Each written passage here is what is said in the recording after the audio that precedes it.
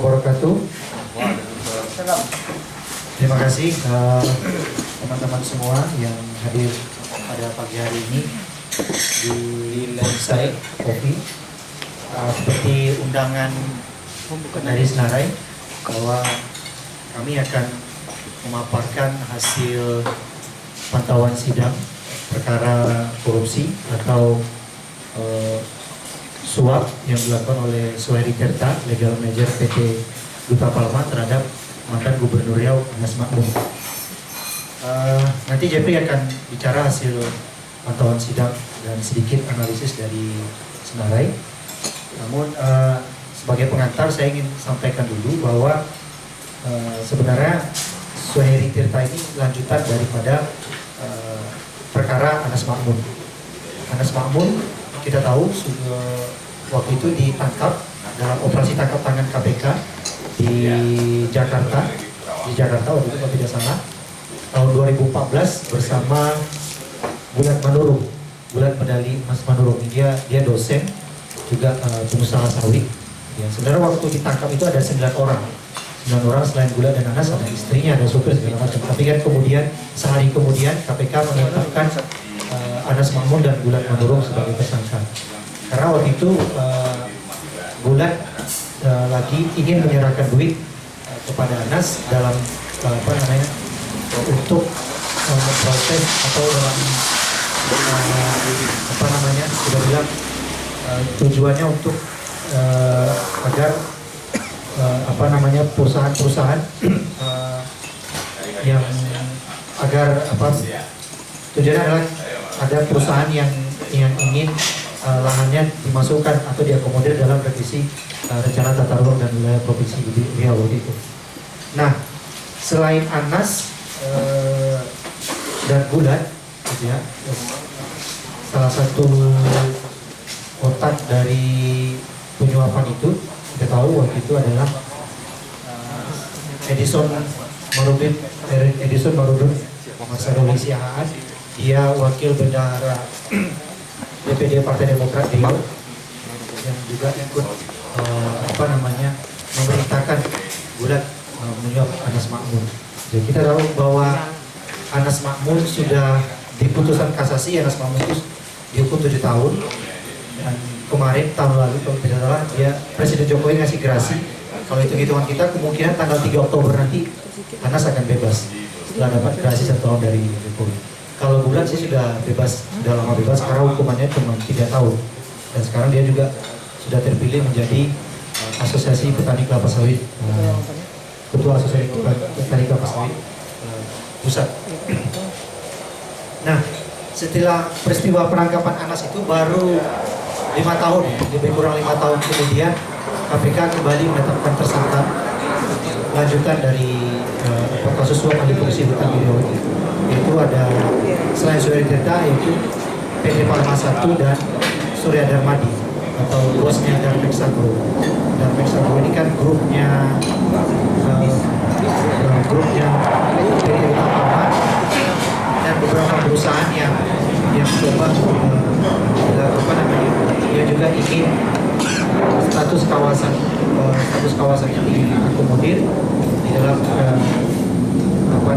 revisi dan perubahan RT Provinsi Riau. Nah, tapi kita tahu bahwa Surya Darmadi kan sampai sekarang jadi buron sejak Mei tahun 2019 kemarin. Dan Suhairi Tirta itu putusan kapan? Tanggal 9 nanti Suhairi Tirta akan majelis hakim akan baca putusan terhadap Suhairi Tirta di pengadilan negeri Pekanbaru. Nah, baik, bagaimana hasil pantauan sidang, apa teman-teman Senarai itu akan sampaikan oleh Jeffrey. Terima kasih teman-teman kakak yang hadir di diskusi tentang kasus Suhairi Tirta dalam putusan tanggal 9 September besok. Saya Jeffrey Syanturi dari Senarai ingin memaparkan hasil kerja yang dilakukan Senarai sejak bulan Agustus sampai dengan tanggal 9 nanti. Untuk informasi, kalau yang kemarin 2 minggu yang lalu KPK itu menuntut Suherserta melanggar pasal 5 dengan ancaman kurungan 4 tahun, denda 150 juta, kemudian subsidiar 6 bulan. Ini bagian dari pendahuluan yang sudah dijabarkan tadi sama Suryani juga mengenai operasi tangan-tangan yang sudah dilakukan KPK terhadap Anas Mahmud dan beberapa orang lainnya. Kemudian proses peradilannya untuk Anas Mahmud di Pengadilan Negeri Bandung, kemudian untuk Bulat di Pengadilan Negeri Jakarta Pusat. Oke, ini kita perkenalan dulu dengan Suherserta. Suherserta lahir di Jatiwangi. Kalau berada alamatnya Pekanbaru Jalan Datuk Setia Maharaja atau di biasa Paringga. Kemudian dia bekerja sebagai bagian humas dan legal manager di PT Duta Palma Group, kantor perwakilan Pekanbaru Riau. Sebelum saya mau jelaskan hasil temuan kita, ada baiknya kita tahu dulu majelis hakimnya, JPU dan penasihat hukumnya. Di majelis hakim itu diketuai oleh Saud Maruli Pasaribu, beliau juga ketua Pengadilan Negeri Pekanbaru. Kemudian Sarudi, beliau hakim karir di Pengadilan Negeri Pekanbaru. Kemudian Darlina, beliau ini hakim ad hoc tipikor. Kemudian jaksa penuntut umum ini memang dari KPK, ada Bang Wawan, Aryawan, dan Lee. Kalau penasihat hukum itu dari kantor Novian Arianto, ini beralamat di Jakarta. Yang tadi sudah pengantar awal saya bilang bahwa jaksa mendakwa dari awal itu mendakwa pakai pasal alternatif ke satu itu pasal 5 ayat huruf A Undang-Undang 3199, kemudian pasal kedua itu pasal 13 Undang-Undang 3199. Tapi jaksa itu lebih memilih dituntutan itu pasal 5 ayat 1. Ini tadi perjalanan juga bagaimana Suherserta ingin melobi pimpinan, mulai dari Zulkifli Hasan di Kementerian Lingkungan Hidup, waktu itu menjabat sebagai Menteri Kehutanan. Kemudian dia memasukkan ingin melobi Gubernur Riau melalui Bulat. Kenapa harus melalui Bulat? Karena Bulat ini orang kepercayaannya atau Anas. Karena dalam persidangan beliau juga mengakui dan orang-orang dekatnya atau dinas itu mengakui bahwa segala urusan untuk menemui dan bekerja yang berkaitan dengan kerja Gubernur Riau masa Anas ada baiknya lebih cepat melalui beliau. Nah, makanya beliau lebih banyak peran untuk bermain korupsinya. Ini Duta Palma ingin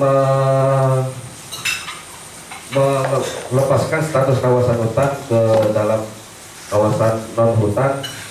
Ada beberapa perusahaannya yang di Indragiri Hulu, ada PT Panca Agrolestari, Banyu Bening Utama, serta Sebarika Subur.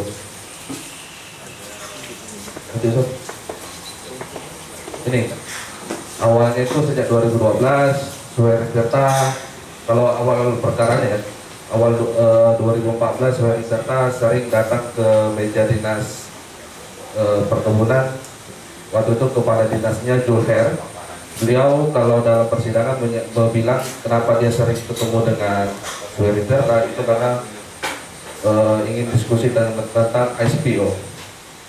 Tapi setelah Zulkifli Hasan datang ke Riau memberitahukan bahwa ada rencana perubahan tata ruang wilayah Provinsi Riau, yang dalam pidatonya Zulkifli Hasan bilang tanah-tanah atau bagian-bagian lahan atau kawasan yang di luar dari peta bisa diajukan untuk diakomodir. Setelah itulah dapat pidato Zulkifli Hasan, kemudian Julher ini menghubungi Suherserta. Jadi dia menghubungi bahwa ayo bagaimana dengan Duta Palma mau mengajukan perubahan kawasan hutan ya? Karena Julius sendiri tahu bahwa kawasan yang 3 perusahaan yang tadi itu bukan bagian dari kawasan sawit, itu adalah bagian dari kawasan hutan. Gitu. Nah, ini selain Surya Darmadi, Surya Tirta ketemu dengan Julher, juga Surya Darmadi sudah jumpa dengan Cecep. Cecep ini adalah orang kepercayaan yang orang kepercayaan Dato' Anas yang ditempatkan di Dinas Kehutanan. Jadi urusannya semua perubahan kawasan hutan tanpa harus melalui kepala dinasnya, bisa langsung lewat Cecep. Dia ketemu Cecep di hotel di Meridian Pekanbaru, kemudian tanggal 17 September 2014 Anas menandatangani surat wapda tentang revisi usulan perubahan luasan kawasan hutan bukan hutan Provinsi Riau. Kemudian tanggal 17 September Surya Darmadi menemui Dato' Anas yang difasilitasi oleh Bulat Manurung dan Julher, menjanjikan bahwa akan ada uang senilai 8 miliar yang akan diberikan kepada Dato' Anas jika kawasan usaha Duta Palma keluar dari kawasan hutan. Yang baru diberikan itu sekitar 3 miliar dari janji 8 miliar.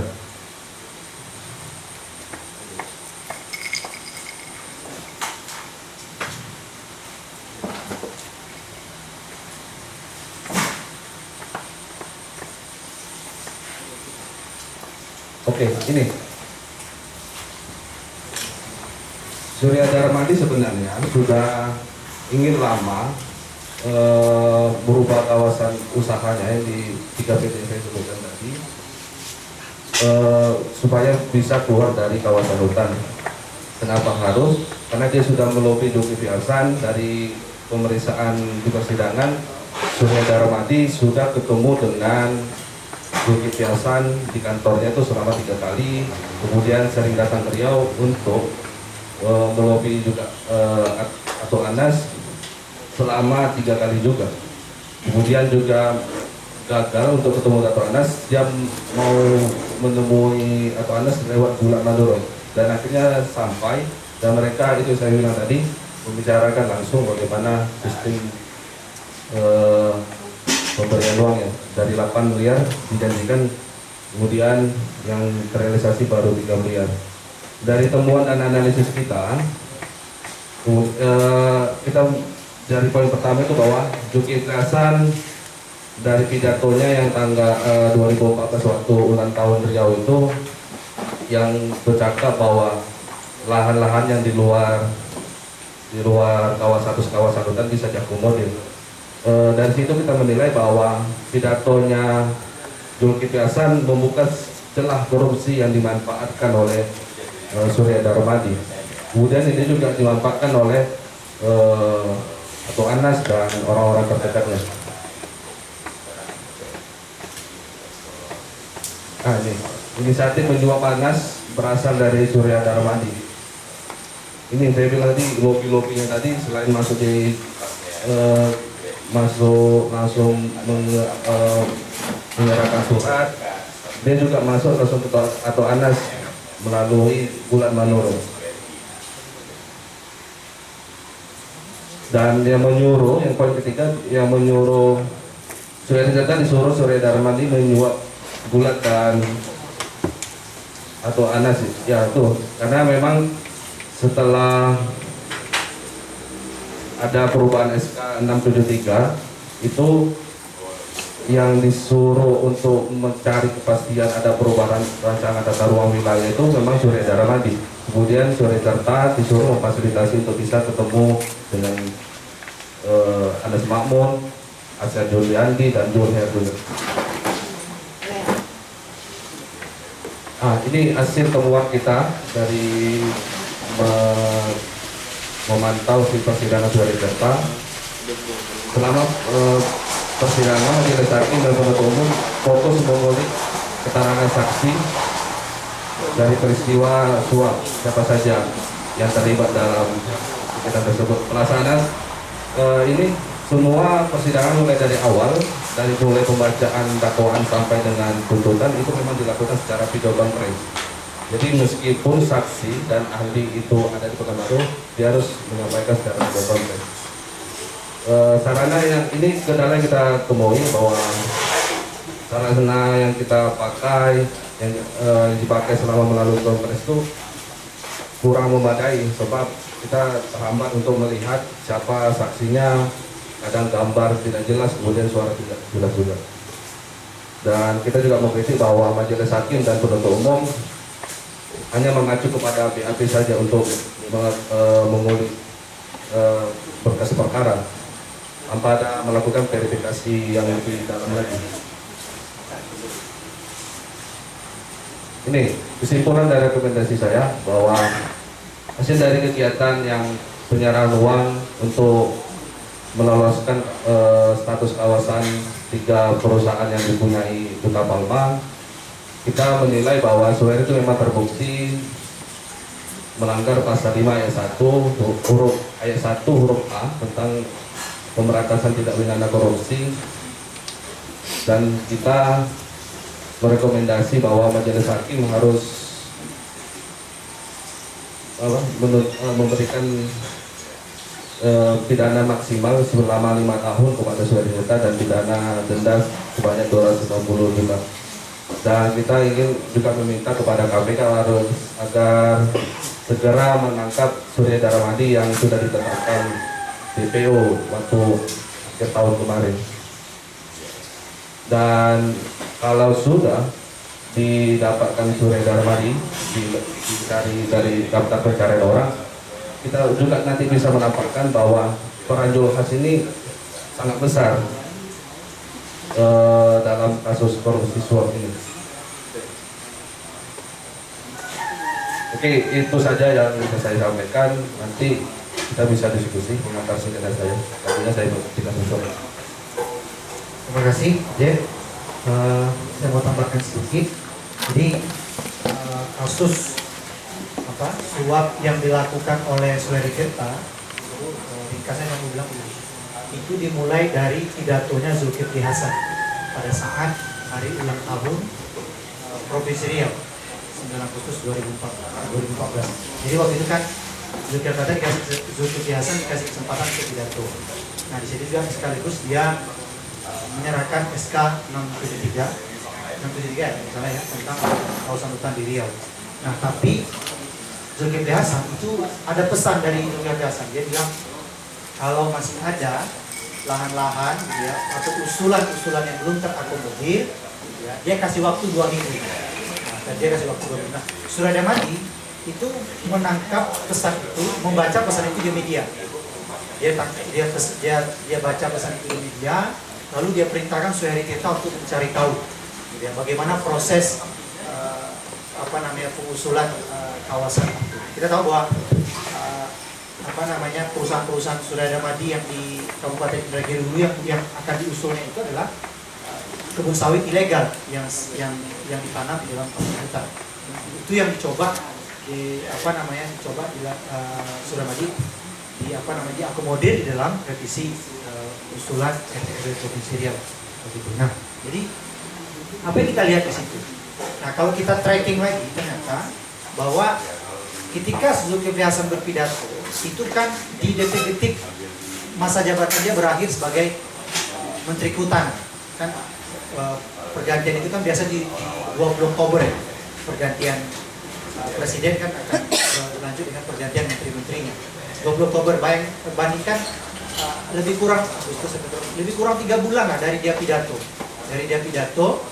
menyampaikan memberi peluang korupsi itu di detik-detik di masa jabatan dia akan berakhir sebagai Menteri Kehutanan. Itu satu.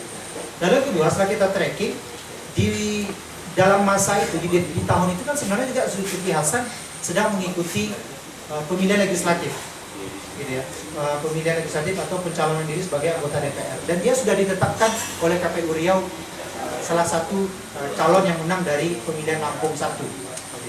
Jadi penetapan itu sekitar Mei kalau saya tidak salah. Waktu itu kan saya tracking lagi, penetapan oleh KPU itu sekitar Mei. Dia terpilih anggota DPR RI dan dia menyampaikan pidato dan sekaligus menyerahkan SK itu di Agustus. Dan masa jabatannya sebagai Menteri Kehutanan akan berakhir di bulan Oktober. Nah, kita tahu di masa-masa ini kan, di masa-masa ini dan di momen-momen pilkada itu kan agak-agak rawan, orang butuh duit, gitu ya. Orang butuh dana segala macam. Kalau dia sudah habis, itu dia mencari dana lagi. Kalau ada utang, bayar utang dengan dana itu. Itu yang kita lihat rawan dari dari kebijakan-kebijakan yang dikeluarkan di ujung-ujung masa berakhir jabatan. Itu yang kita ragukan. Nah, sebenarnya ini bisa terungkap kalau KPK bisa menangkap Surya Darmadi. Kenapa gitu ya? Karena selain menjumpai Anas Makmun, itu kan Surya Darmadi juga menjumpai Zulkifli Hasan langsung. Kalau keterangannya si Masud atau Zulkifli Hasan langsung, ada memang jumpa di Negarawana Bakti namanya, kalau Menteri Kehutanan. Mereka jumpa sampai 3 kali. Dan Zulkifli dan Surya Darmadi terang-terangan mengatakan minta tolong dibantu. Dan Zulkifli Hasan langsung meminta bawahan dia supaya membantu apa yang diinginkan oleh Surya Darmadi. Nah, tapi kita tidak tahu. Kalau kita lihat dari kronologis, gitu ya, Surya Darmadi menyuap Anas. Dia juga kasih duit. Surya Darmadi kasih duit ke Anas 3 miliar. Surya Darmadi kasih duit ke Suheri ke bulan 750 juta. Ke Cecep 20 juta. Ya. Masa ke orang ini aja dia kasih gitu ya? Masa ke Zulkifli Hasan tidak? Tapi itu perlu pembuktian. Gitu. Dengan catatan KPK harus berani menangkap Surya Darmadi yang sekarang jadi buron. Gitu. Nah, itu yang menjadi poin titik awal korupsi ini terjadi. Nah, ada menarik juga kalau kita lihat Suheri Tirta menjalankan perintah Surya Darmadi itu ternyata juga dalam status terpidana. Gitu ya, terpidana. Dia kan sudah divonis oleh Mahkamah Agung 1 tahun karena kebakaran PT Mekat Alam Lestari di Pelalawan. Ini kan juga grupnya Darmais. Gitu. Nah, jadi dengan itu dia sudah divonis dan dinyatakan sebagai terpidana. Dalam status itu dia juga melakukan kejahatan ini. Itu yang kita lihat kalau kita tracking dari peristiwa perekrutan waktu itu. Dan dia juga sempat jadi buron kan. Ketika sudah divonis Mahkamah Agung kan Kejari Pelalawan belum sempat menangkap dia. Dia baru berhasil ditangkap itu 19 Mei 2019 kalau tidak salah. Dan beberapa bulan kemudian KPK menetapkan tersangka. Setelah KPK menetapkan tersangka, baru Kejari Pelalawan berhasil mengeksekusi Suheri Tirta. Dan langsung dijebloskan di Rutan Selang Bungku. Nah, ini yang kita lihat dari perjalanan kasus dan beberapa tracking kita terhadap Surya Darmadi dan Suheri Tirta. Itu, terima kasih. Selanjutnya ke Bang Okto, mungkin akan lebih bisa menjelaskan soal status kawasan seperti apa dan makro. Saya akan foto. Sini aja, Zul. Sini aja. Boleh, Pak. Ini enggak slide-nya. Ya, terima kasih Suryadi, JP yang sudah duluan dan teman-teman sekalian, dari mahasiswa, dari aktivis, dari mana? Dari PTIK, kemudian dari yang lainnya, dari media juga saya rasa sudah diundang. Nah, sebenarnya menyambung dari diskusi yang disampaikan Suryadi dan JP tadi, saya ingin melengkapi saja terkait bahwa ini suap ini dilakukan untuk melakukan legalisasi gitu ya, sawit yang dalam kawasan hutan. Kemudian yang kedua, saya juga ingin mengupdate terkait temuan 3 hari atas perusahaan-perusahaan yang menjadi objek ataupun subjek penyuapan. Kemudian yang ketiga, juga ada data dari temuan lain gitu ya, tidak hanya 3 hari. pertemuan lain oleh DPRD provinsi, kemudian juga saya ingin mendiskusikan tentang bagaimana kalau kasus ini hanya di tingkat korupsinya saja, tapi pelanggaran sawit ilegalnya tidak dieksekusi. Jika RUU Omnibus Law Cipta Kerja disahkan, nanti ada implikasinya.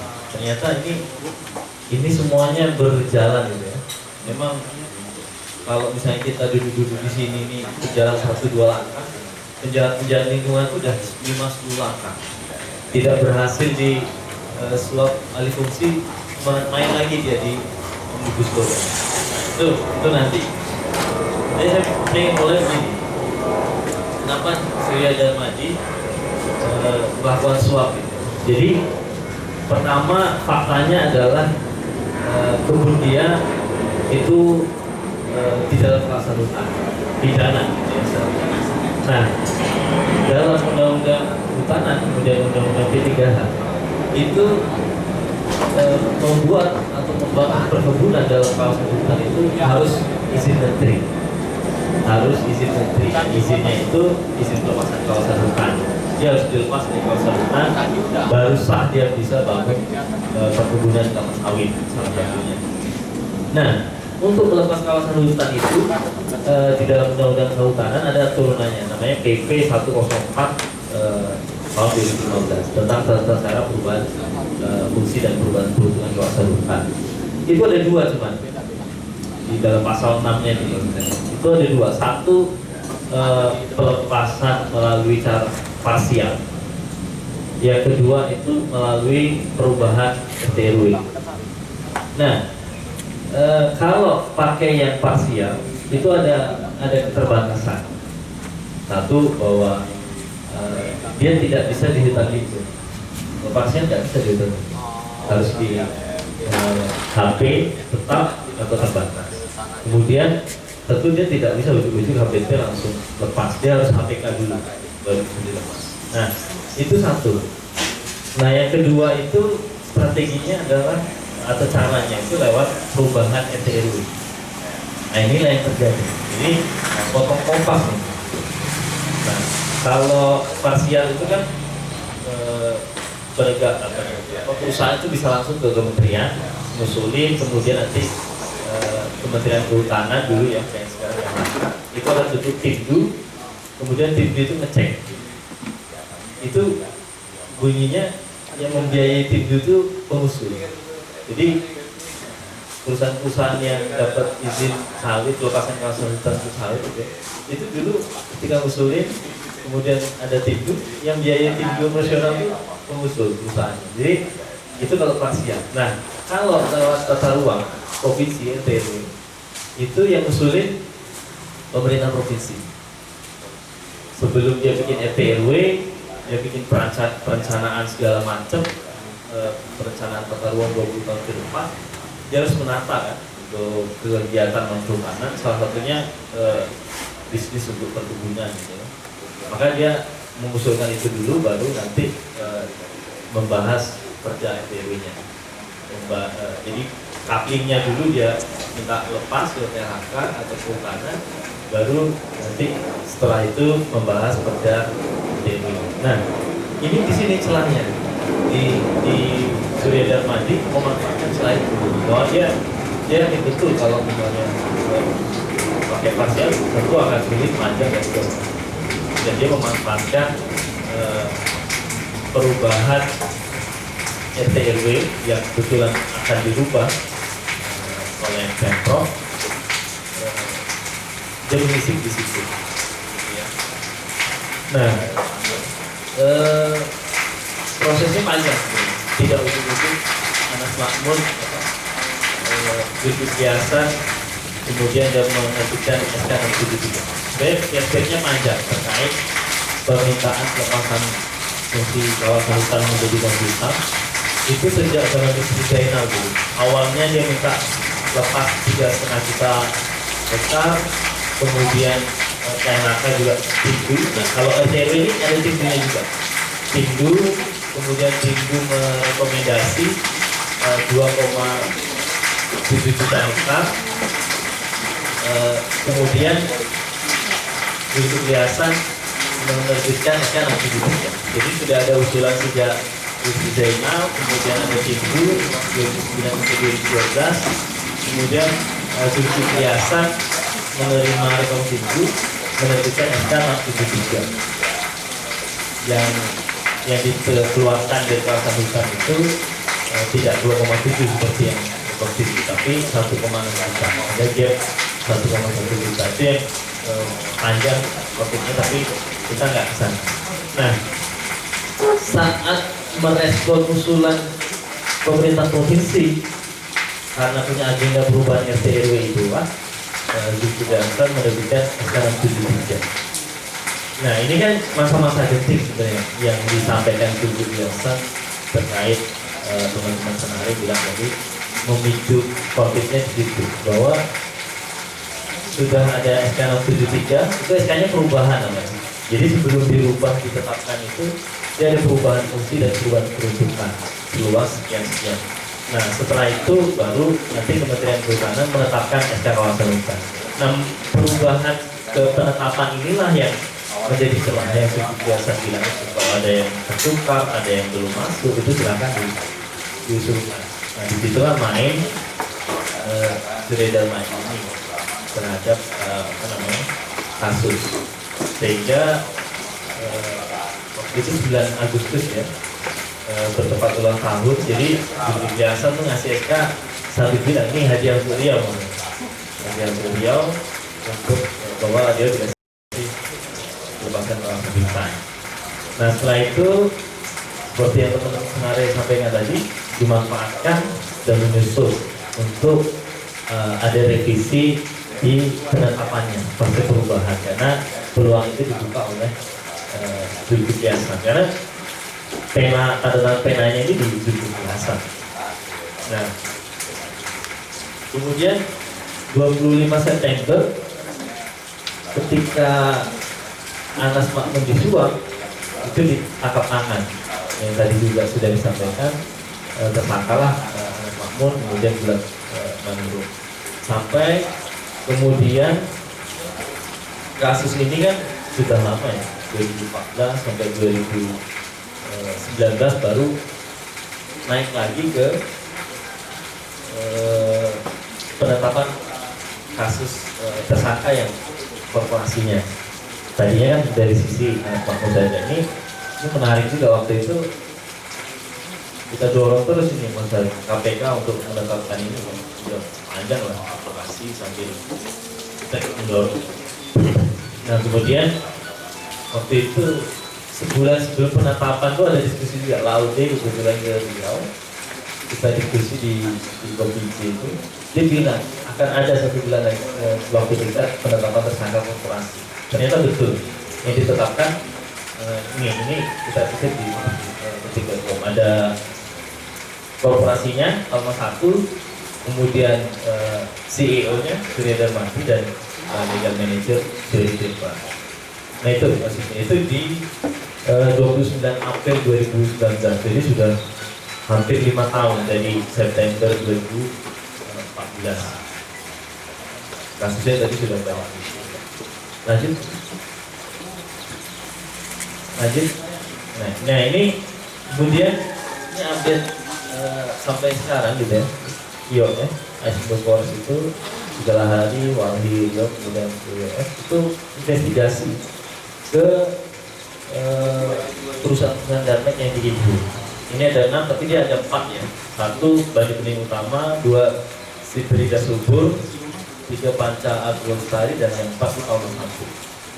Itu dari 4 perusahaan itu sampai sekarang temuan kita berdasarkan BPN 2015 itu baru Bani Bening Utama yang punya gitu. Kemudian dari keempat itu masih di dalam kawasan hutan. Nah, Bani Bening Utama itu walaupun di HGU tapi 6.351 hektar itu masih di HPK. Tapi nggak boleh tumbang tinggi. BPN dan Kehutanan juga tumbang tinggi. Dan ada 6 hektar temuan kita di hutan lindung. Sedangkan Siberia Subur itu nggak punya HGU, dia punya lahan 2.135 hektar di HPT, kemudian 14 hektar di HPK. Ini sama-sama nggak ada HGU di luar kawasan hutan. Panca Agro Lestari tidak punya HGU, di HPT dia punya 377 hektar dan di HPK 3.350 hektar. Kemudian Panca Agro Palma 1 dia seluruhnya punya di HPK itu 9.978 hektar. Jadi totalnya itu kalau 4 perusahaan ini sekitar 30.000 hektar kurang yang 2 perusahaan itu. Jadi hampir 30.000 hektar dari 4 perusahaan yang mau disertakan dalam misinya menyuap Surya Damadi melalui Surya Jenta itu untuk dilepaskan. Nah ini kalau mungkin tidak tangkap tangan, putih nih, jadi legal ya. Tapi karena tangkap tangan proses hukum, maka sampai sekarang dia masih kawasan. Nah ini temuan dari kita. Selain dari kita ada temuan lain. Oh itu belum yang ini. Ada satu lagi yang temuan pansus, nggak ada yang di situ. Itu jadi DPRD Provinsi Riau itu kan 2014-2015 itu bikin pansus monitoring dan evaluasi perizinan sektor perkebunan, kehutanan, dan pertambangan. Nah, grup Dalmex Agro atau Duta Palma itu juga menjadi temuan mereka. Bahkan mereka juga punya luasan di dalam kawasan hutan, kemudian dia juga punya hitungan kerugian akibat yang namanya dia nanam tanpa izin di kawasan hutan, tentu nggak terhitung itu pajak buminya, pajak penghasilannya, pajak nilainya, dia pertambahannya itu nggak terhitung. Dan itu di temuan DPRD ada nih, di sini ada sebenarnya. Nah dari 4 perusahaan itu semuanya punya total lahan yang ilegal, kalau bahasanya di DPRD itu menanam di luar pelepasan kawasan hutan dan di luar HGU itu totalnya 25.000 dari 4 perusahaan. Jadi ini dengan data kita 1.153 hektar.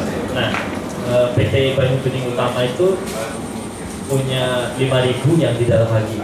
Jadi sisanya yang 25.000 itu di luar HGU dan di dalam kawasan hutan ilegal. Itu datanya pansus. Nah dari 4 perusahaan ini ada rinciannya sebenarnya berbayar. Itu per tahun dari 3 pajak gitu ya, ada PPH, PBB, kemudian PPN. Itu totalnya kalau PT Banyu Bening Utama itu 35 miliar per tahun. Kemudian PT Palma 1 itu 59,6 miliar per tahun. Kemudian Panca Agro Lestari 12,5 miliar per tahun. PT Siberia Subur itu 26,6 miliar per tahun. Jadi totalnya dari 4 perusahaan itu, temuan DPRD Riau per tahun itu negara kehilangan pendapatan 75 miliar tahun dari 4 perusahaan. Karena dan ilegal, tidak tercatat pajak dan segala macam. Nah ini temuannya. Jadi sampai sekarang itu masih ilegal. Jadi sayang, anehnya gini, suap ini kan untuk meringankan atau membebaskan kejahatannya, pidananya tadi. Jadi lucu kalau yang hanya ditangani itu peristiwa menyuapnya, tapi kejahatan pidana yang mau diringankan atau dibebaskan itu tidak ditangani. Itu sangat lucu. Misalnya kasus artis tuh si siapa, SJ gitu ya, yang asusila itu kan pengacaranya bayar jaksa supaya kasusnya ringan, kasusnya ditangani, oke siapnya, tapi kasus asusila ditangani juga kan. Jadi ini lucu, seolah-olah suamnya ditangani tapi kasus asilnya tidak ditangani. Ini kan menurut kita harus gerak cepat ini. KLHK dan polisian ini mesti menangkap Surya Darmadi dalam pidana pelanggaran kehutanannya, gitu ya. Kemudian kenapa ini juga urgent harus cepat?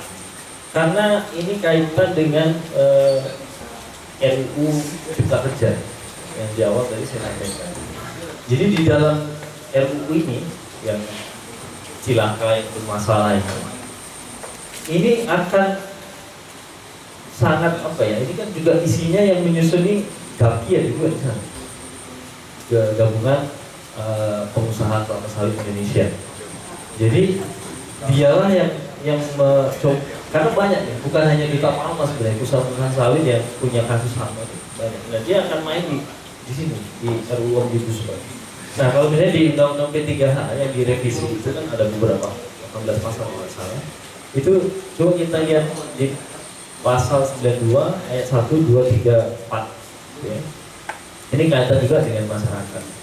Di pasal 92 ini berubah dari yang sebelumnya, itu bunyi gini. Di ayat 1, orang persoalan yang dengan sengaja melakukan kegiatan perkebunan tanpa izin dari pemerintah pusat. Jadi dulu menteri, sekarang pemerintah pusat,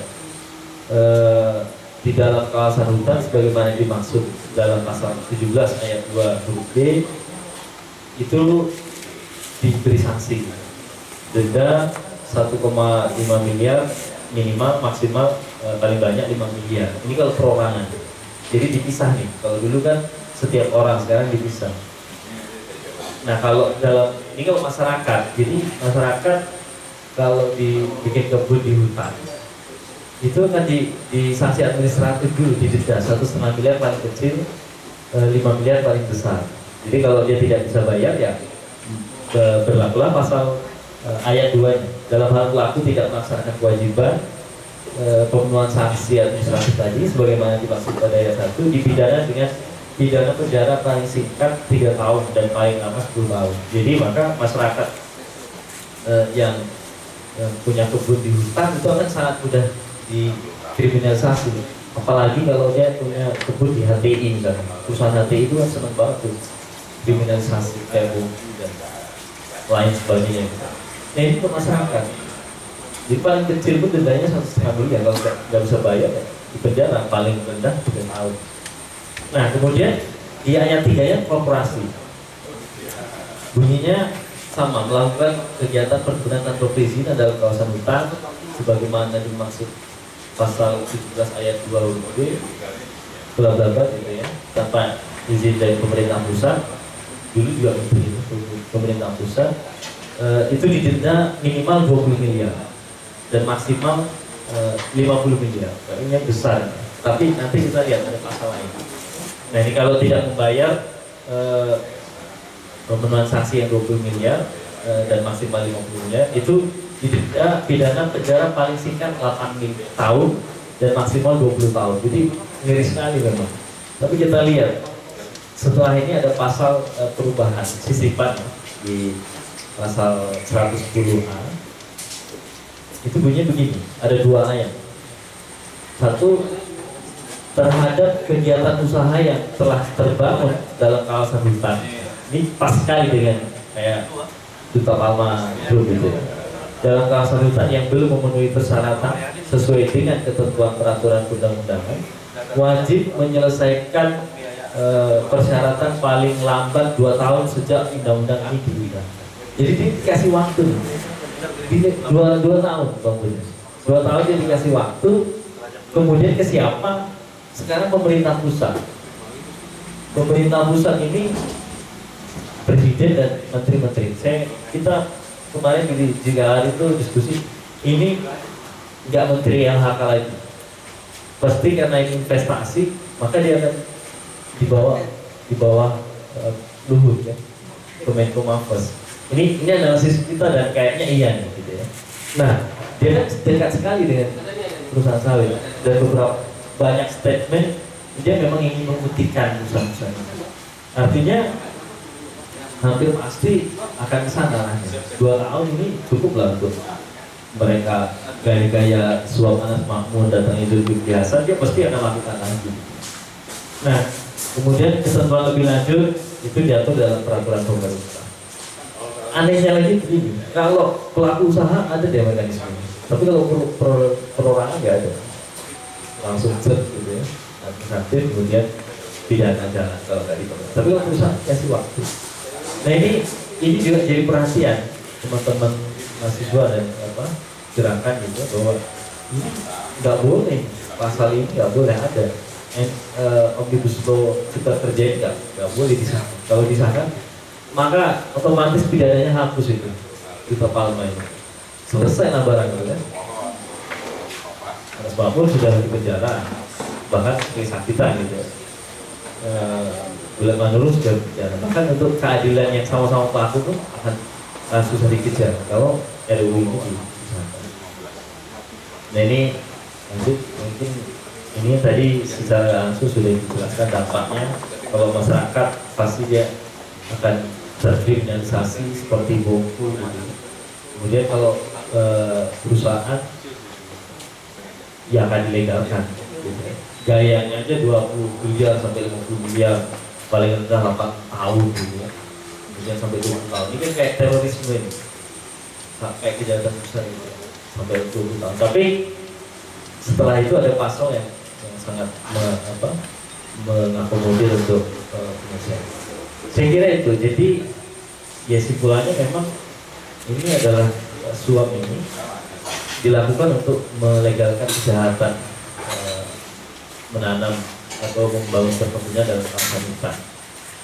Dan di sisi lain ini yang harus selain Suheri Serta harus dihukum maksimal gitu, Surya Darmaji yang sekarang buronan harus ditangkap dan harus disidang. Di sisi lain juga penting penegak hukum ya, khususnya KLHK, kemudian kepolisian, jaksa juga untuk segera menyeret mereka ini juga dalam kasus pidana kehutanannya. Seperti yang tadi dibilang, suapnya ditangani, tapi kejahatan basicnya itu malah belum ada. Saya kira itu hal yang penting untuk jadi diskusi kita dan harus kita dorong terus dua hal itu. Terima kasih Suryadi. Ya, makasih Bang Tor yang menjelaskan soal kasus kejahatan awal sebenarnya gitu ya. Selain suap itu kan sebenarnya memang ada kejahatan kehutanan gitu yang dilakukan oleh Surya Darmaji melalui grup atau Darmex Agronya gitu. Teman-teman ada yang mau bertanya baik pada Jeffrey atau kepada Bang Okto? Sebelum itu nih, aku mau tanya ke Bang Okto. Meskipun tadi yang sudah dijelaskan bahwa sawitnya ilegal gitu ya, di dalam kawasan hutan, tapi kan dia tetap beroperasi itu. Sampai sekarang tetap beroperasi. Nah itu bagaimana distribusi atau pengolahan sawitnya, penjualan sawitnya seperti apa gitu ya. Lalu yang kedua, kita kan kemarin juga tahu bahwa pemerintah daerah kan itu lagi membentuk tim penertiban sawit ilegal. Nah itu mungkin bisa diceritakan gimana update. Iya. Cara gampang menjawabnya ya aktivitasnya semua ilegal karena dia ada prosedur peraturan undang-undang yang tidak dipenuhi sawitnya dan segala macam. Tapi kan di sisi lain memang di negara kita masih persoalan bukan hanya Pulau Alma, kasus lain bahkan misalnya sawit ilegal di dalam Kesenilo itu kan dibeli oleh perusahaan-perusahaan yang katakanlah legal, tapi sebenarnya videonya itu tidak legal, tapi juga pemerintah penegak hukum itu tidak menyentuh ke sana. Ini persoalannya karena tidak disentuh hukum. Sama misalnya korupsi itu kan kalau ketahuan ya bukan korupsi gitu. Jadi seolah-olah begitu. Kemudian yang kedua akibat sawit ilegal. ini juga kalau kita lihat itu sudah berapa bulan ya, sejak Agustus itu pertama ditetapkan. Tidak ada perkembangan baru lagi dan tidak ada eksekusi di lapangan yang serius. Saya kira ini harus dievaluasi nih satgasnya, atau bahkan yang bentuk satgasnya perlu dievaluasi juga gitu. Sampai sekarang itu kan data terakhir masih yang dibuka ke publik itu kan ada 34 perusahaan kemudian punya lahan yang diukur 80.000 hektar, yang ilegal itu 50.000 hektar, 58.000 ya, atau 58.000 hektar yang ilegal. Jadi sebenarnya kalau memang niat gitu ya, satgas ini ya tentu nggak bisa sendiri, sebetulnya harus bareng-bareng, ada ajak aja KPK, KLHK supaya kuat gitu ya, ini saran buat gubernur. Jadi memang sebenarnya banyak sumber data, ini teman kita bisa jadi sumber data bahwa sebenarnya kalau mencari sawit yang ilegal itu bisa cepat, bukan berbulan-bulan baru dapat 58.000. DPRD Provinsi Riau kan sama-sama institusi pemerintah Provinsi Riau itu udah nemuin sebenarnya 1,8 juta aja ilegal. Itu juga sebenarnya bisa jadi subjeknya satgas untuk penertiban. Memang pertanyaannya ya ini harus dievaluasi gitu ya, dan pertanyaannya adalah berani dan cukup kuat nggak untuk mengeksekusi itu. Sebenarnya ini menarik kalau momen Duta Palma Group ini yang dieksekusi di awal sebenarnya sangat menarik karena kasusnya terang benderang, kasus suapnya itu menjelaskan ke sana.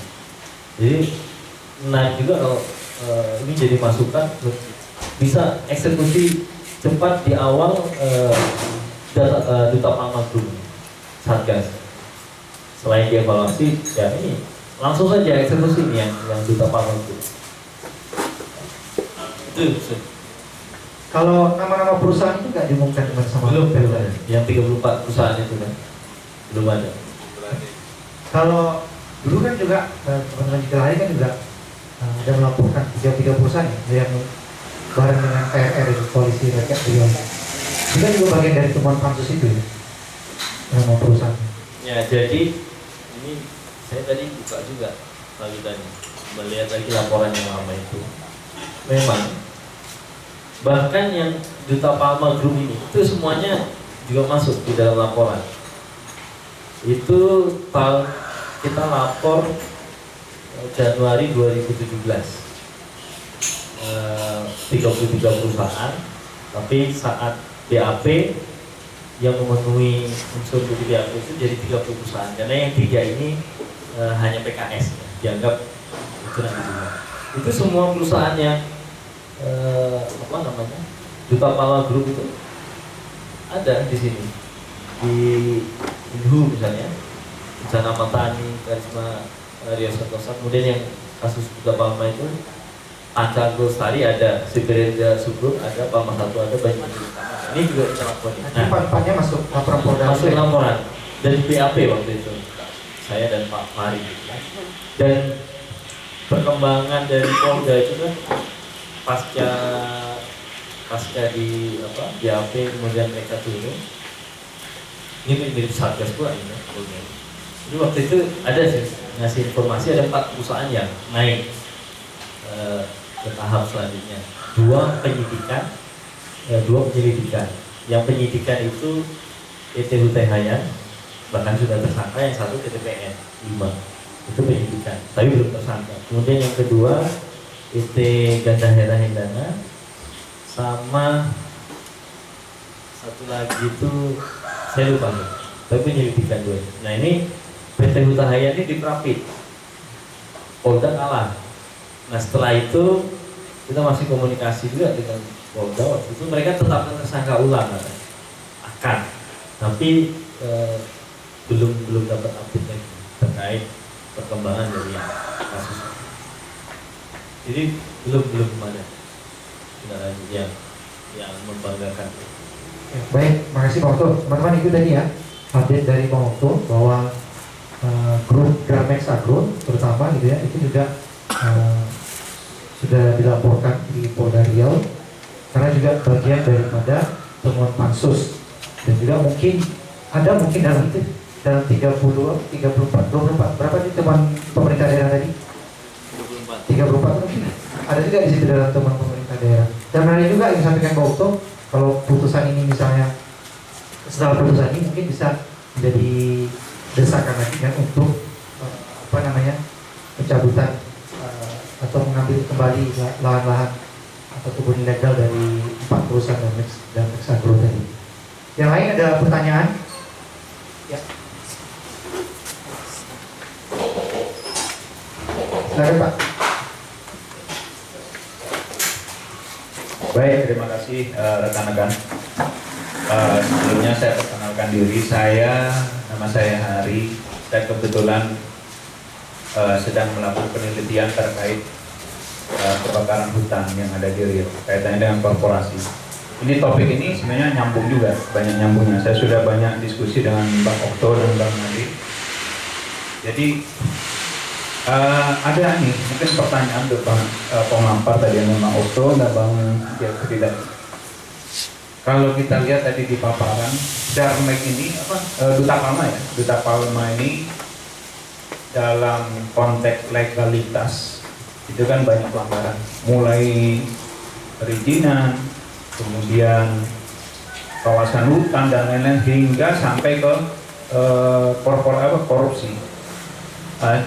Saya mau nanya, mungkin dari rekan-rekan bisa menjelaskan ke saya, mungkin jadi masukan dalam penulisan penelitian saya. Dalam konteks sosial dengan kehidupan masyarakat di sekitarnya, apakah Duta Palma ini juga melanggar aturan-aturan sosial dalam artinya begini, entah itu mungkin konflik dengan masyarakat, konflik itu dipicu dari apa? Apakah ada kaitannya dengan legalitas? Atau mungkin Duta Palma ini konversasi ya dengan masyarakat? Itu dalam konteks masyarakat. Dengan karyawan sendiri, nah, saya ada dengar kemarin katanya ada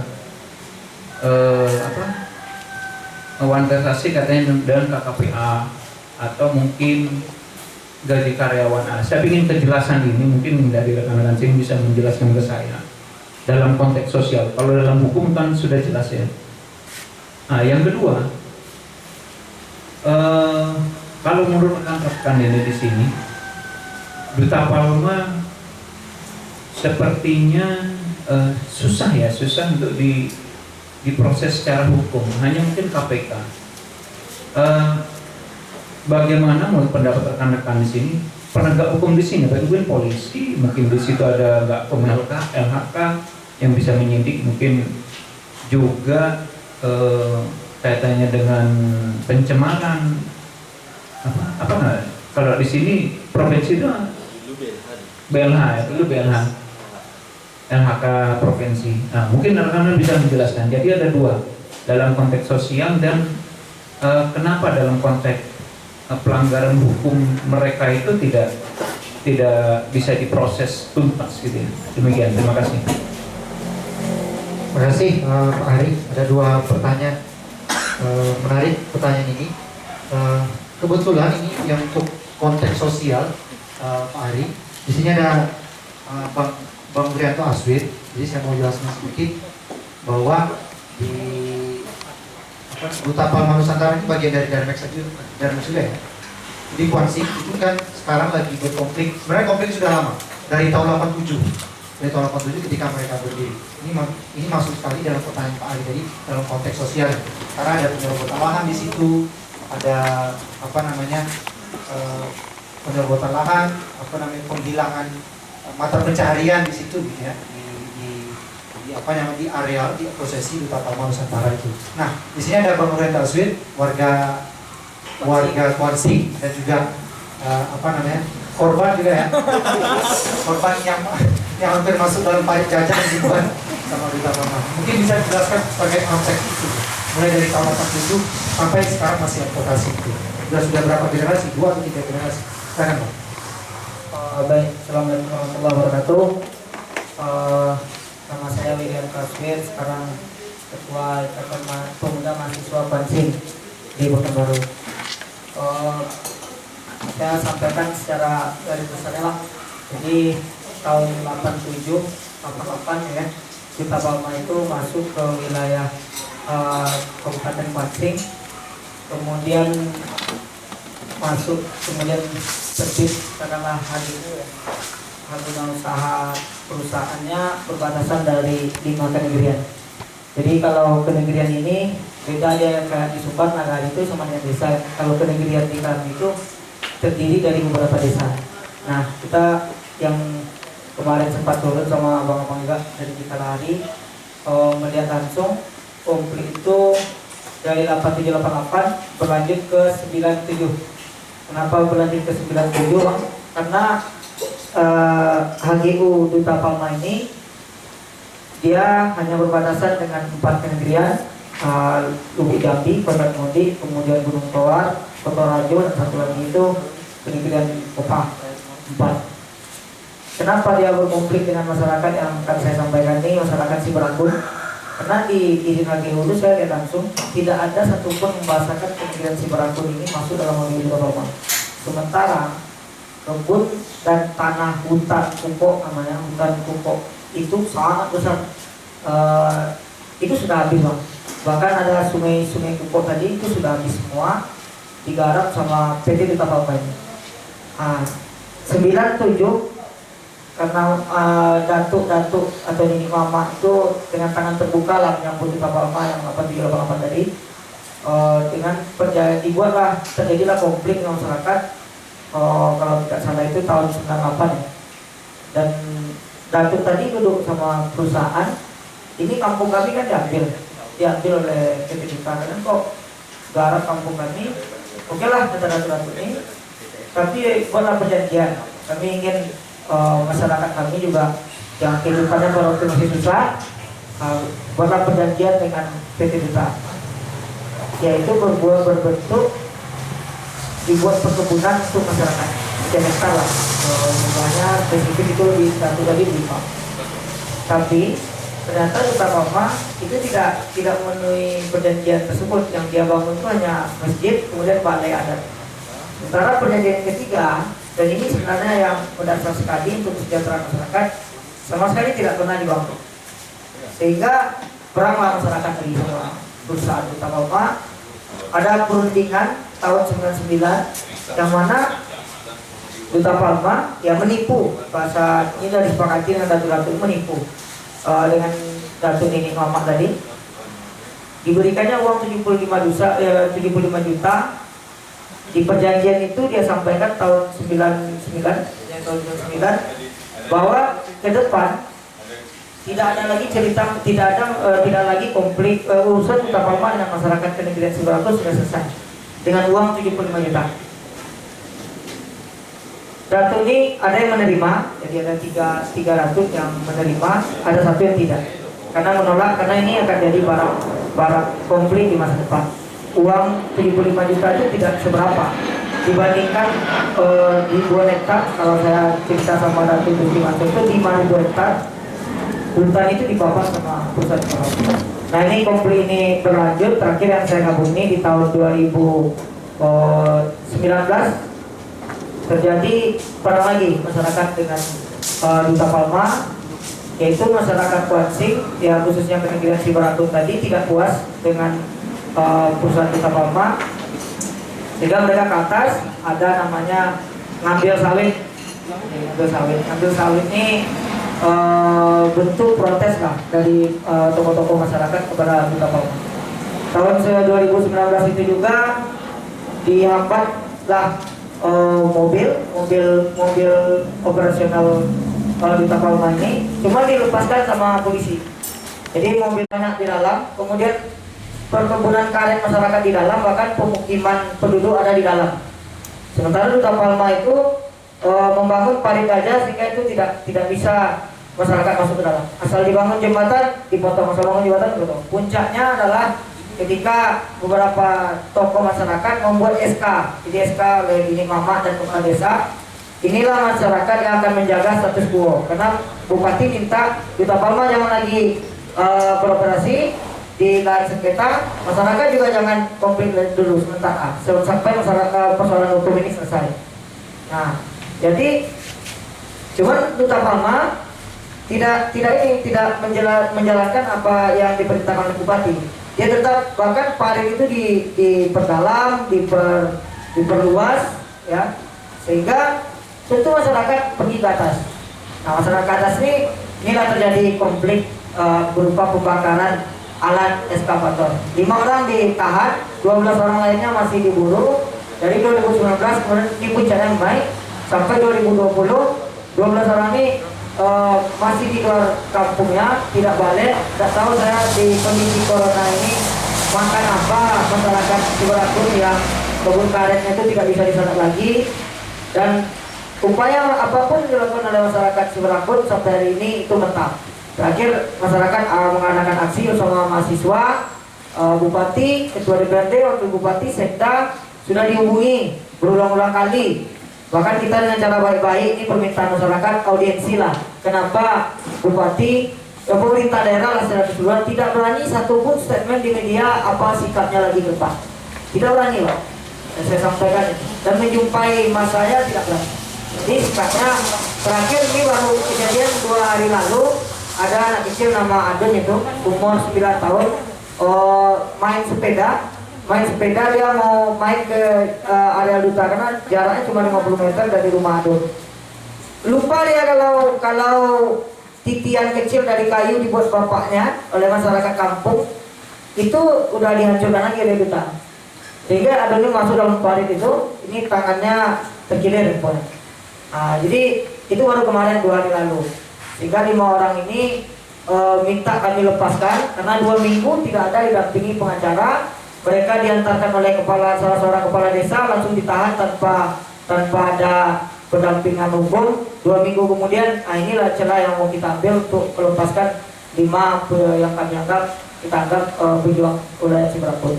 Semua sudah datang, DPD RI Edwin sudah datang, DPRD Provinsi Riau Komisi 2 datang, bahkan Pak Kapolres itu minta dicopot itu, karena Kapolres ini DPRD Komisi 2 datang saja dia sampaikan itu belum sempat DPRD Provinsi itu duduk, dia sampaikan mau jenderal sekalipun yang 5 orang ini akan kami proses, kami tangkap gitu. Nah, sementara aparat itu tidak berani, aparat nampak kali takut ketika persoalan ini kepada Duta Palma, tapi kepada masyarakat itu luar biasa sekali. Jadi bahkan kemarin ketika pertemuan di Komisi 2 di DPRD Provinsi Riau, pihak Duta Palma itu datang, ada Head Eagle namanya Leo, itu dia menyampaikan kepada tokoh masyarakat, dia tunjuk itu datuk yang dia bayar. Mohon maaf, datuk ini yang berdua ini kemarin ini yang terima uang, sehingga sempat chaos itu di dalam DPRD Provinsi. Leo menyampaikan, kami tidak ada hubungan dengan Asyong, kami tidak ada hubungan dengan Suheri Tirta, kami tidak ada hubungan dengan Surya Darmaji, gitu ya. Kami sampaikan, jadi yang berunding dengan pemerintah dan masyarakat ini, PT Duta ini hantu. Karena kemarin yang menyambut masyarakat itu Asyong namanya, tapi Leo sampaikan itu tidak ada lagi. Jadi modusnya itu lah. Jadi dari pusat nanti datang dia sampaikan tidak ada itu tidak ada hubungannya dengan PT Duta Palma, dia ada hubungannya dengan PT yang di INHO, PT Palma 1. Tapi dia membicarakan kepentingan masyarakat Cibarakun. Sampai hari ini parit gajah itu tidak tertimbun juga, padahal Komisi 2 DPRD Provinsi Riau sudah perintahkan agar parit gajah itu sementara ditutuplah dulu, karena masyarakat memang mati bang aksesnya, kebunnya tidak ada. Jadi ya sampai sinilah yang bisa kami terangkan. Jadi Duta Palma ini simpulannya memang saling memang kayak kebal hukum gitu, tidak ada yang berani bertindak. Bahkan kalau kita melawan tuh ancamannya sampai ancaman apa nih? Awas kau cari kau, itu bahasa dari Kapolres. Ada nih saya simpan dikomplikan lah itu. Nah, kami hindari konflik ini dengan aparat dulu. Bahkan ada brimob tuh nyampaikan doang ke dia brimob dari Polda atau dari Polda turun ketika masyarakat ke lahan itu orang Papua saja kami habisi, kami borok, apalagi klaim lagi. Nah ini saya dengar langsung nih di masjid nih. Begitulah cara aparat kita kesannya memprovokasi masyarakat. Nah itulah yang bisa saya sampaikan. Terima kasih.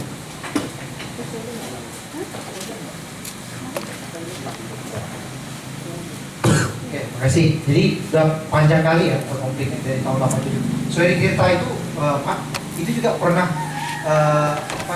tahun 99, 98 saya lupa. Itu juga pernah disandra sama masyarakat itu waktu pagi-pagi mau berunding di apa namanya? Apa Wisma apa namanya? Wisma Jalur itu ya? Wisma Jalur. Wisma Jalur yang di Konsing. Jadi pagi-pagi mau berunding, jadi masyarakat menyandra Soal Tirta itu. Jadi TNI Babinsa itu nyari mana Soal Tirta itu. Jadi konfliknya udah lama kali gitu. Dan juga waktu itu dia manajer personalia. Saya nggak salah. Karena cerita dari masyarakat. Nah, jadi itu intinya bahwa sekarang update terbaru ada 5 orang yang ditangkap dan beberapa kepala keluarga itu sekarang nggak bisa masuk ke lahan karena kebun karet mereka kan di tengah-tengah kebun sawit. Mereka ngebala sapi juga di situ. Gitu. Akses mereka juga dipotong. Dibikin jembatan dipotong lagi. Sekarang paritnya makin lebar malahannya, makin lebar dan makin dalam. Gitu. Waktu kita kesana tuh masih bisa lompat kan, kalau sekarang mungkin tidak bisa lagi. Tidak bisa. Bisa lagi lompat. Nah itu mungkin konflik sosial dari tahun 87. Belum lagi Kuansing, di Mekarta dia masih bagian dari Masih Inu. intrik dari dulu sampai sekarang Kuansing sudah menjadi kabupaten sendiri, konfliknya belum selesai. Nah kalau pertanyaan kedua terkait konteks penegakan hukumnya mungkin Bang Okto, karena banyak laporan juga yang ditindaklanjuti gitu ya, oleh Polda terutama ya.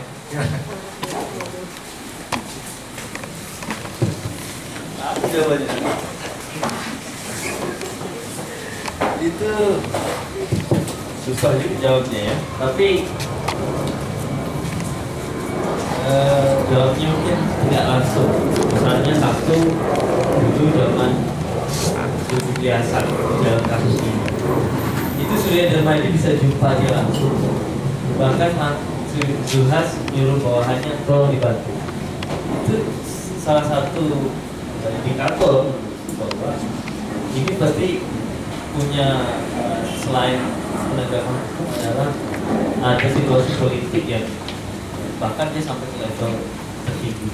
Kemudian di polisi juga seolah-olah kan kayak Polres itu bodyguardnya Buta Palma. Jadi satu lagi, jadi ada kesegaran luar biasa nih dari terhadap Buta Palma. Selain itu kasus Buta Palma dulu banyak sekali.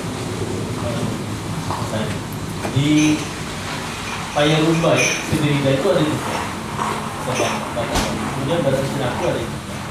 Terus beberapa minggu lalu itu ada juga dari Sibirida Sumur. Ini grupnya dia juga. Itu sama masalahnya. Masyarakat Tanah Mama itu di wilayah itu dipasang oleh Pemprov bahwa lokasi adalah kawasan hutan. Itu punya Sibirida Sumur. Jadi masyarakat aneh lah di sini. Dan itu dipolisikan juga. Tapi di sana cerita masyarakat kompak. Ada beberapa orang juga yang sempat ditahan karena melakukan panen itu, panen sawit di pasang iklan kawasan hutan. Kompak masyarakat ratusan orang itu datang ke polseknya.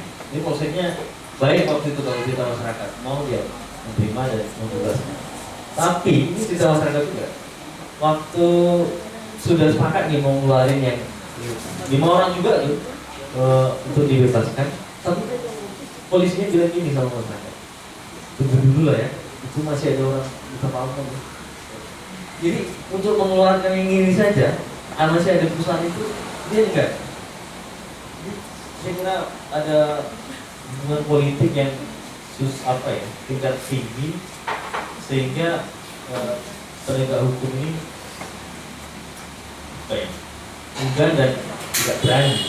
Nah kalau kita lihat yang KPK ini kan KPK lebih terbuka lah ya, kasus dan segala macam. Terus kita lihat juga ini kan sebagai bagian dari JPSDA KPK, sektor perhubungannya salah satunya ini isu yang dibahas. Ada KPK banyak juga bikin kajian tentang sawit dalam kawasan hutan, gambut dan lain-lain. Jadi ya memang masih KPK yang kita lihat berani untuk menangani kasus itu. Sur, ada yang lain dong? Banyak juga berani KPK ya, karena puluhan laporan perusahaan yang masuk ke Polda belum ini malah kalah malah. Iya. Oke, makasih Jan. Teman-teman yang lain ada yang mau ditanyakan juga? Oh, Pak Hari masih ada juga. Ini baru datang nih. Kalian ngapain? Minum kopi aja bisa loh. Tanya dulu. Yes. Yes. Nah ini apa nih? Intel Mas Makmur nih.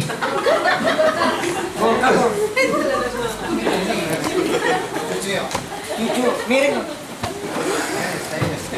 Lain kerasnya sama lu. Sama miring. Terima kasih Bang Suradi. Jadi sebenarnya pertanyaan itu ada, cuma diambil oleh Bang Suradi. Cuman oleh Andeng mah ya nak. Memang sama lah tuh. oleh karena di sini ada juga waktu, kemarin aku konsultasi sama Bang Suradi soal lahan juga. Jadi boleh Bang kalau ini kita minta sharing nanti pendapat dengan kawan. Barangkali di tingkat kecamatan kalau jika hari tidak bisa turun jauh kan, nanti bisa kami coba investigasi. Pandai pun guys. Ini kebetulan Bang, ini kaos Bang Suradi ngasih kemarin. Maskermu? Masker ya sengaja. Jadi begini Pak, ada di Rohil itu perbatasan dengan kecamatan Pasir 5 Kapas itu ada PTP 4. PTP 4 ini beroperasi sejak tahun 90-an sebelum Rokan Hilir dimekarkan. PTP 4 ini setelah kami telusuri ada sekitar 800 sampai 1,1300 hektar masuk ke lahan masyarakat Kecamatan Pasir 5 Kapas. Nah, setelah terakhir Mendagri mengeluarkan peta perbatasan lintas wilayah, ternyata wilayah PTP 4 ini masuk ke dalam Kecamatan Pasir 5 Kapas. Nah, kami ingin sharing, kalau kasusnya begini, apakah pajak PTP 4 itu masuknya ke wilayah Sumatera Utara atau bagaimana bagi hasilnya untuk PAD Rohil itu gitu. Kemudian ini juga ada kasus awal-awalnya bentrok dengan masyarakat. Awal lahan ini diambil. Kemudian ini tadi soal pajak itu kayak dari daerah. Kemudian soal ini ada di sana itu juga. Ini soal ini kalau kami lihat peta tentang mangrove ya, mangrove. Ada di sana itu beberapa grup pengusaha sawit itu kalau dilihat dari peta masuk wilayah mangrove tepi hutan. Jadi ada sungai dari laut itu, sungai alam itu langsung dipotong oleh pengusaha tersebut sehingga menjadi lahan sawit. Nah, maksud kami kalau kasusnya begini, kira-kira aktivis kawan-kawan di daerah apa tindak lanjutnya? Awalnya lahan ini dibeli dari masyarakat. Pengusaha ini punya surat dari masyarakat. Dan yang paling untuk soal kemanusiaan tadi itu, di lahan ini tuh ada pemakaman orang terdahulu lah. Tapi setelah ini dibeli, pemakaman ini tidak dibongkar, tapi dijadikan lahan semuanya. Yang mana barangkali ada kuburan yang kebetulan pas itu tanam sawit, itu di tulang-tulangnya berserakan di sana. Nah, maksud kami dari dua hal ini tadi kiranya Bagaimana lah harus tindak lanjut dari kawan-kawan? Ini nak pertanyaan sih bang, diskusi aja. Makasih bang. Itu mungkin saya menjelaskan.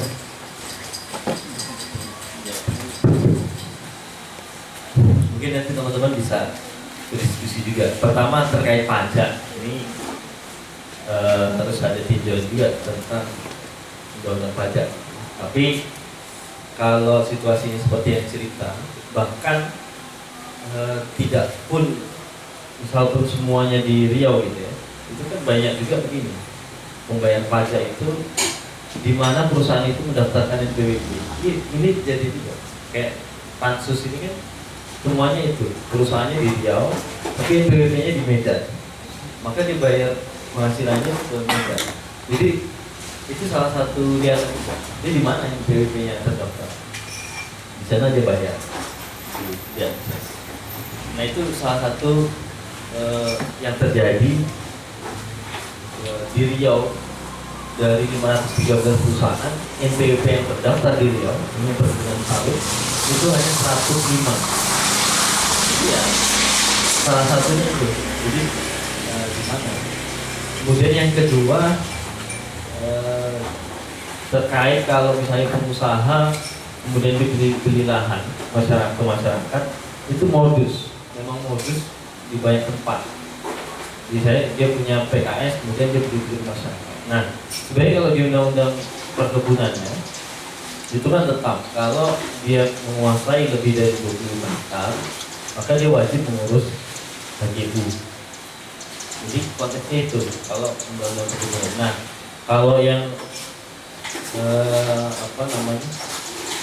masalah makam itu ya, itu gimana? Ya saya kira itu teman-teman bisa kita diskusi lebih teknis lah terkait itu. Situasinya kan biasanya makam ini situasi masyarakat itu protes konflik nggak terkait itu. Kalau misalnya ini banyak pengalaman di kasus konflik, makam itu kan salah satu cagar budaya gitu ya. Dia secara tidak tertulis itu betul-betul bukti haknya masyarakat. Itu bisa jadi bagian untuk masyarakat mengklaim itu bahwa itu wilayahnya. Betul. Jadi tapi kalau teman-teman di lapangan juga terkait mangrove itu, ya pertama bisa dipetakan lokasinya itu, di mana titik koordinatnya, kemudian visualisasinya di lokasi seperti apa. Itu nanti bisa selanjutnya kita bikin analisis bareng-bareng di Jakarta. Bahwa kalau di mangrove dia statusnya ada juga statusnya kawasan hutan itu, dia juga tidak boleh untuk perkebunan. Yang kedua dia di undang-undang kehutanan misalnya itu kan kalau dari sumber air itu juga radius 200 meter itu juga tidak boleh jadi bukan. Jadi sebanyak pasal yang ataupun peraturan undang-undangan yang berkaitan. Jadi dari itu awal dipastikan itu lokasinya di mana, seperti apa. Kita bisa diskusi. Itu aku izin sebentar ya, mau manuver. Oke, iya Pak, kita mau closing juga. Kalau kali ini kita closing ya, teman-teman. Baik, terima kasih. Perlu kami ingatkan bahwa Majelis Hakim akan memvonis Suheri Tirta itu tanggal 9 September. Selasa 8 September. Ya, 9 September Rabu depan. Jadi kita lihat kalau dulu Gulat, kalau dulu Anas Makmun dihukum 7 tahun penjara, Gulat 3 tahun penjara, dan Edison Marudut 3 tahun penjara. Nah, apakah Suheri Tirta juga 3 tahun penjara? Ya. Kalau kita sih berharap hukuman maksimal 5 tahun penjara, karena pasal 5 itu maksimalnya 5 tahun penjara. Jadi kita berharap hukuman ini maksimal tuh. Nah, sebelum closing juga saya mau bilang juga biar diskusi ini berimbang juga. Saya lupa mengatakan bahwa Suheri Tirta itu nggak ngaku dia ngasih duit ke Anas, ke Gulat, ke Anas lewat Gulat. Dia nggak ngaku ngasih amplop ke Gulat untuk Anas Makmun. Tapi Gulat mengaku itu. Anas mengaku itu bahwa Anas sudah menerima 3 miliar, Gulat sudah menerima 750 juta untuk dia sendiri. Nah, Suhairi tidak mengaku dia menyerahkan uang itu. Tapi dua saksi itu membantah pernyataan Suhairi. Dan kita kira ini kuat sekali untuk pembuktiannya. Dan lalu alasan lain Suhairi mengatakan bahwa dia tidak pernah ketemu Gulat di Hotel Areduta. Jadi penyerahan dan pertemuan itu dilakukan di Hotel Areduta beberapa kali. Alasan Suhairi di waktu yang bersamaan dia bertemu dengan orang lain.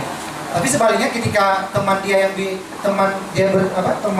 dia maksud itu dihadirkan di persidangan mengatakan bahwa mereka tidak jadi bertemu, hanya sekedar komunikasi lewat telepon. Jadi semua pembelaan Suhairi menurut kita sudah terbantahkan sendiri ya, oleh kesaksian Gulat, Anas maupun kesaksian saksi yang meringankan untuk dia sendiri. Jadi kita harap majelis hakim menghukum Suhairi dengan pasal dan hukuman yang maksimal.